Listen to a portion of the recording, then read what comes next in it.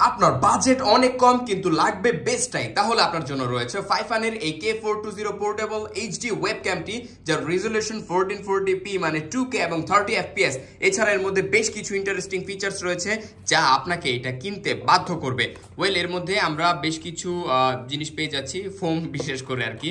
So এখানে আমরা প্রথমে পেয়ে যাচ্ছি মেইন ওয়েবক্যাম ইটসেলফ, এটা নিয়ে আমরা কথা বলবো। এছাড়া দেখি যে বক্সে আর কিছু আছে কিনা। ওয়েল, বক্সে আমরা একটা মিনি ট্রাইপড পেয়ে যাচ্ছি, এর মাধ্যমে চাইলে আপনারা টেবিলে রেখে এটাকে ইউজ করতে পারবেন এবং খুব ইজিলি আপনারা চাইলে এটাকে এই যে ওয়েবক্যামের মধ্যে প্লাগ করতে পারবেন। 1/4 ইঞ্চ স্ক্রু হোল দেওয়া হয়েছে, চাইলে অন্য ট্রাইপডও এই ওয়েবক্যামটি ইউজ করতে পারবেন।